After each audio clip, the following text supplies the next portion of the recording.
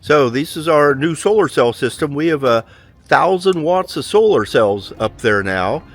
And you can see we have solar cells on the left, solar cells on the right, and then there's a patch of solar cells in the middle.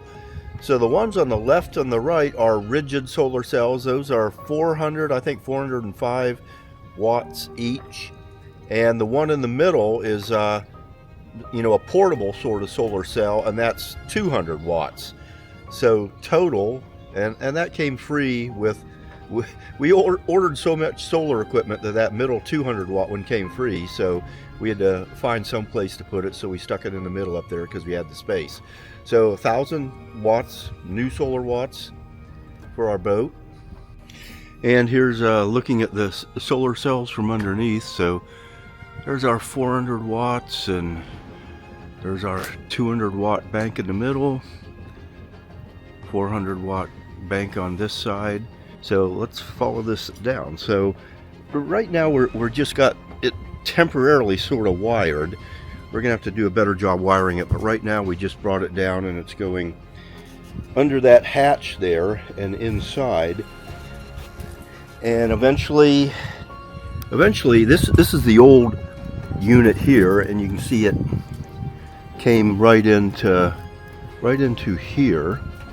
And so we'll probably run it into this tube, and this tube take it down into the deck, and then from the deck we can take it up into our solar anchor system that way. I'll go show you the inside part right now.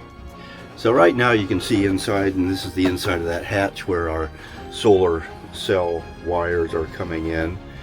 Eventually, if we take it down to that stainless steel tube, it will come into that box there, and then we'll probably run it along the trim here and over to our anchor solar bank.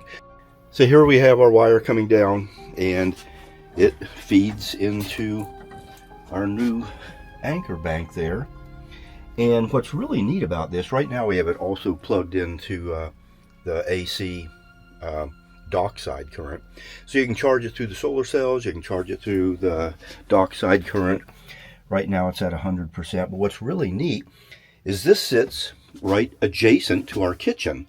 So when we use the microwave or the little air fryer stove, anything like that, we just have been plugging it right into the side of our anchor system there, and eventually we'll run a extension cord over to our house bank batteries also.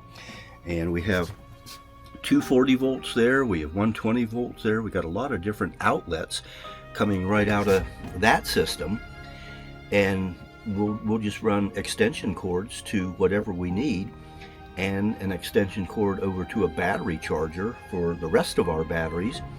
And I think this is a system that's going to work really well. You know, that anchor box there, that has a, I think, 6,000 inverter in it.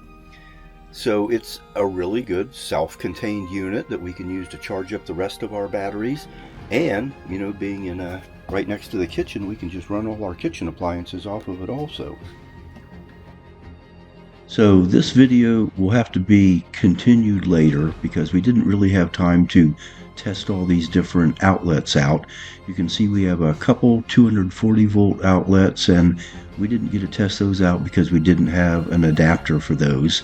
And then there's 6 of the 120 volt outlets, and we were plugged into one of those. We were trying to run some appliances in our kitchen off of it. Each one of those should supply 2400 watts, and our one toaster oven, air fryer oven, was drawing about 1700 watts. At least that's what the front of the anchor box was saying, 1700, 1750 watts pulling out, and we would get a overload warning and the system would shut off. So we'd have to push the overload button warning again, and then it would go for a while, but then we'd get another overload warning. And that was at about 1750 watts, and we should be able to get 2400 watts out of each of those. So gonna have to do a little more research, gonna have to see what was happening there, or maybe we're gonna have to go to the 240 volt outlet to get more wattage out for our kitchen appliances. But That will be in a later video that will be added to onto this one when we get back down to the boat.